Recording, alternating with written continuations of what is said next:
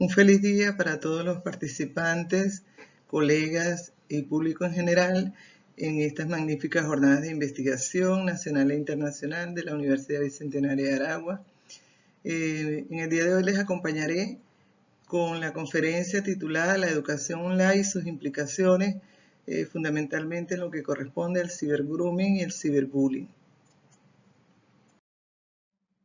Iniciaremos conversando con lo que es la educación digital en base a que la situación que tenemos hoy en día a nivel mundial como parte de la educación en línea nos ha generado una hiperconectividad tanto en niños, niñas y adolescentes, lo que trae consigo un crecimiento más acelerado de los delitos informáticos como consecuencia del uso inadecuado de los dispositivos tecnológicos, generando una problemática en la familia y por supuesto en los centros educativos.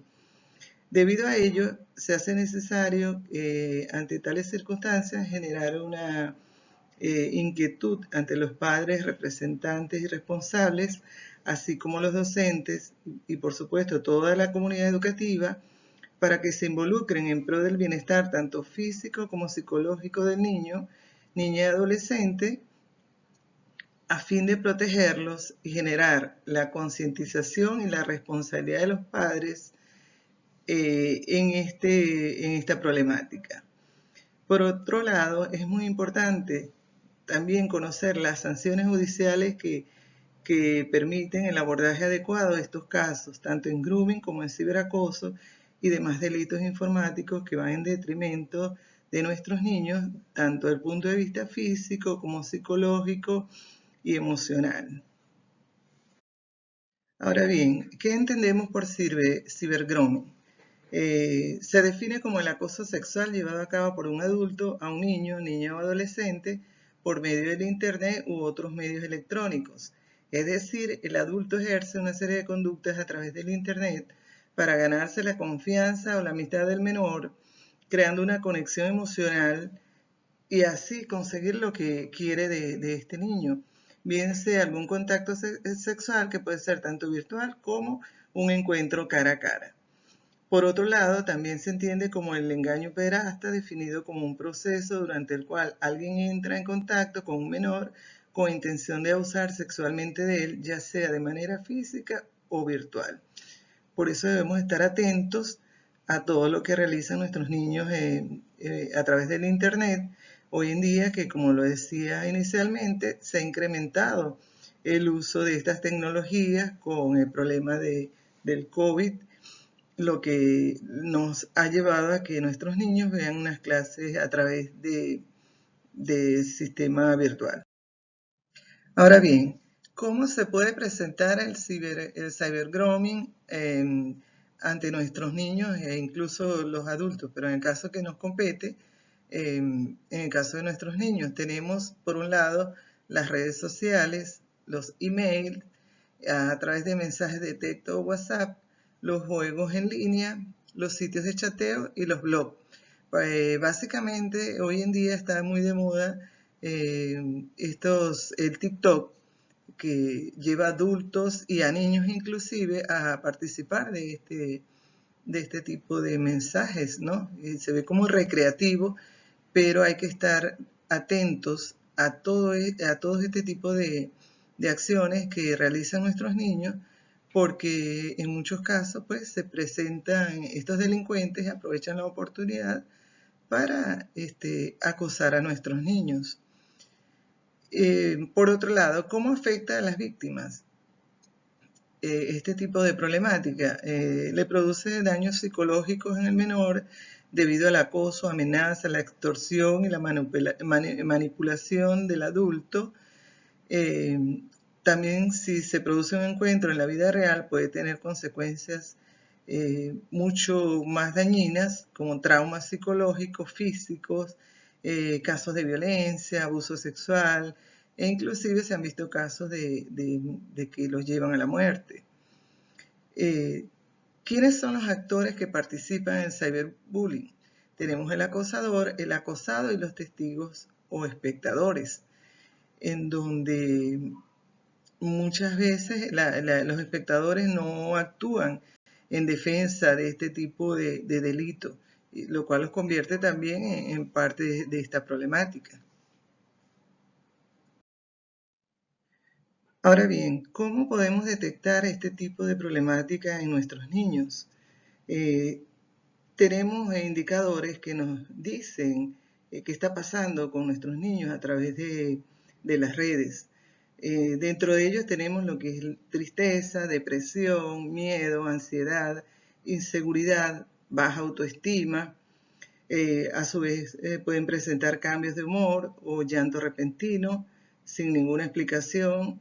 Eh, por supuesto, modifican su rendimiento escolar porque no les permite concentrarse de la mejor manera posible y no les provoca estudiar o están asustados y por ello bajan su rendimiento, lo que los conlleva un desinterés para ir al colegio, en el caso de cuando asistan al colegio, o para tener algún evento de participación en línea. Bajas calificaciones sin razón aparente, evitan el uso del teléfono celular o por el contrario están atentos a cualquier llamado que se les puedan presentar, nerviosos porque saben de lo que están siendo víctimas. Estrés al recibir un email, un mensaje o cuando están jugando online. Por otro lado, se puede presentar el aislamiento de sus amigos y familia, deseos de permanecer a solas en su habitación, cambios en la alimentación, pérdida de apetito, trastornos de sueño y muchos otros indicadores que nos pueden decir que nuestros niños pueden estar siendo víctimas de este tipo de delitos cibernéticos. Ahora bien, en cuanto a las estadísticas presentadas a nivel mundial, eh, en cuanto a los casos de ciberbullying, tenemos que México lidera estas estadísticas en donde 7 de cada 10 niños y adolescentes son acosados a través de este tipo de delitos, bien sea en presenciales o en línea. Le sigue Estados Unidos de América, donde 6 de cada 10 niños y adolescentes sufren de acoso escolar y seguidamente se encuentra China, donde 6 jóvenes y niños por cada 10 sufren de este tipo de problemática. Estos datos son arrojados por la ONG Internacional Bullying Sin Fronteras en conjunto con la Organización para la Cooperación y Desarrollo Económicos para América, Europa, África y Oceanía, que fue realizado entre junio del 2017 y junio del 2018. Fíjense que los casos de bullying en todo el mundo han aumentado de forma explosiva con relación a las mediciones que estaban disponibles para el año 1990. Esto para lo que fue el 2017, sin considerar lo que ha sido el año 2020 por los efectos de la pandemia que aceleró el tipo de uso de las clases en línea y se presta para que, bueno, se presenten mayores delitos de este tipo con nuestros niños, niñas y adolescentes. Ahora bien, vamos a estudiar lo que es el ciberacoso, que se puede entender como toda intimidación o agresión física, psicológica o sexual contra una persona en edad escolar de manera reiterada, en donde el niño sufre daños o vive atemorizado, con tristeza, como consecuencia de este tipo de acoso, bien sea por una persona o por un grupo de personas. También implica la extorsión o amenaza mediante el uso de material enviado para un sitio de pornografía infantil, hacer público algo de su intimidad y el daño de la imagen personal. Por otro lado, también se define como la intimidación o agresión física, psicológica o sexual contra una persona en edad escolar en forma reiterada, de manera tal que causa daño, temor y o tristeza a la víctima o un grupo de víctimas. Esta definición es según la Organización Mundial de la Salud. Por ello es que debemos estar muy atentos a la conducta que presentan nuestros niños y brindarles toda la confianza y el apoyo para que ellos puedan contarnos lo que les está sucediendo, porque a veces el niño se siente tan atemorizado, piensa que le van a castigar y se callan, lo que a veces genera que la problemática aumente. Ahora bien, en base a las estadísticas, como les mencionaba anteriormente, que les decía que México lidera los casos de bullying, seguido por Estados Unidos, China, Brasil y Japón. En sexto lugar tenemos India, España, Australia, Guatemala, República Dominicana, Costa Rica número 11, seguidos de Honduras, Turquía, El Salvador y Argentina. En el puesto número 16 Chile, 17 Uruguay, 18 Bélgica, Italia 19 y en el puesto número 20 Suecia. Seguidos por Francia, Dinamarca, Noruega, Finlandia y Grecia. Acá un resumen de los primeros 25 países que tienen este tipo de delito en mayor cuantía. Sin embargo, pues a nivel mundial sabemos que este tipo de delito existe en todo el mundo. Por ello debemos estar muy atentos ante la salud psicológica y física de nuestros niños. Otro tipo de delito presente también a través de las redes, tenemos lo que es el sexting o secteo, que proviene de lo que es sexo y sexting, envío de mensajes de texto. Esto consiste en el envío de contenidos de tipo sexual, principalmente fotografías o videos, a otras personas por medio de teléfonos celulares. Fíjense que las estadísticas son alarmantes cuando vemos que el 39% de los adolescentes entre edades comprendidas en 13 y 19 años y el 59% entre 20 y 26 han declarado que han hecho este tipo de actividad de lo que es el sexting. El 48% de los adolescentes y un 64% de jóvenes también han recibido mensajes de este tipo. Y ellos admiten que han hecho sexteo no solo con sus parejas, sino con personas que les gusta, que de repente conocen a través de Facebook o cualquiera de este tipo de redes, y lo ven como algo muy básico y sencillo que no les traerá ningún tipo de consecuencias. El 15% de los adolescentes reconoce en algún momento haber hecho sexteo con gente a la que apenas ha conocido por internet, ¿no? Y que se han visto por pantalla, donde sabemos que y muchas veces detrás de esa pantalla no hay un adolescente, sino un adulto pervertido que les quiere hacer daño. Finalmente, es importante conocer este tipo de reflexiones que les voy a presentar a fin de darle la protección adecuada a nuestros niños y adolescentes. Debemos concientizarlos sobre los riesgos que existen en cuanto a la posibilidad de manipulación, engaño o chantaje de parte de los delincuentes, lo cual los puede llevar a encuentros peligrosos. Entonces, entre otras cosas, no se deben compartir fotos íntimas, no se deben grabar a través de la cámara web y luego compartir esta información en las redes, no concretar encuentros físicos con ningún desconocido. Por supuesto, debes contarle a un adulto de confianza, los padres o un familiar, la mamá de un amigo o un docente, a fin de que podamos prestarle toda la ayuda necesaria.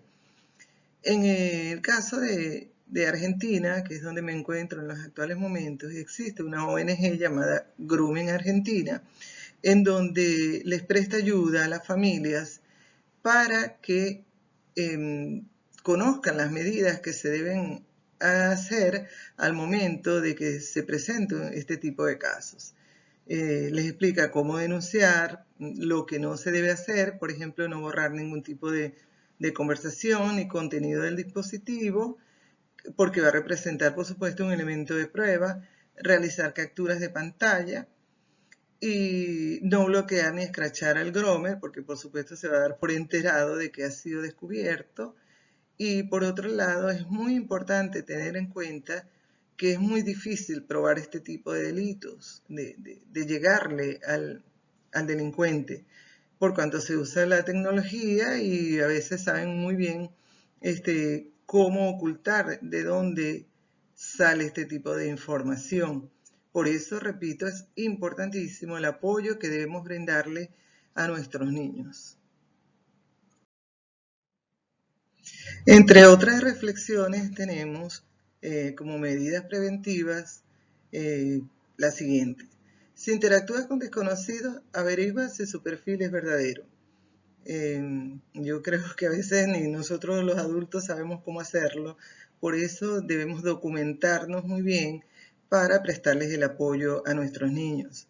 Configurar la privacidad de tus datos personales, fotos y videos. Compartir contenido solo con amigos del mundo real.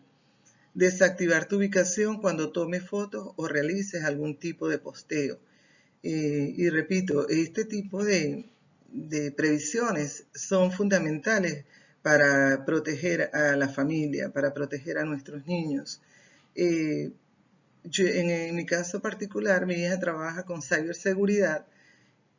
Inclusive a veces los adultos incurrimos en suministrar algún tipo de información porque nos toman por inocentes o fingen. Fíjense que ha habido delitos a nivel de bancario pidiendo información en línea y a veces consideramos que eso no ocurre, que eso no es verdad, que eso no nos va a pasar nunca a nosotros y no tomamos las medidas pertinentes y oportunas para evitarlo. ¿Ok? Entonces, ¿qué debemos hacer? Hablar mucho con nuestros niños, observarlos, ver con quiénes comparten ellos información, tener mucho cuidado con las direcciones de la casa, los números de teléfono de la familia y todo este tipo de conocimientos que ellos no deben compartir con terceras personas. Entonces les hago un llamado a la reflexión para que revisemos y nos concienticemos de qué hacen nuestros niños en las redes, porque a veces pareciera que son las niñeras de nuestros niños, dejamos que nuestros niños actúen solos, no los supervisamos, no sabemos con quién está hablando y eso es fundamental para que mañana no sea demasiado tarde. Entonces, les invito a que revisemos nuestras actuaciones en cuanto a este tipo de delitos y cómo estamos haciendo para proteger a nuestros niños. Finalmente, bueno, agradecerles la atención. Quiero agradecer a la Universidad Bicentenaria de Aragua por el apoyo que me ha brindado y me ha permitido participar en el día de hoy acá con ustedes. Estoy totalmente a la orden desde acá, desde Argentina, para lo que pueda apoyarles. Y ha sido un placer estar acá con ustedes. Un abrazo.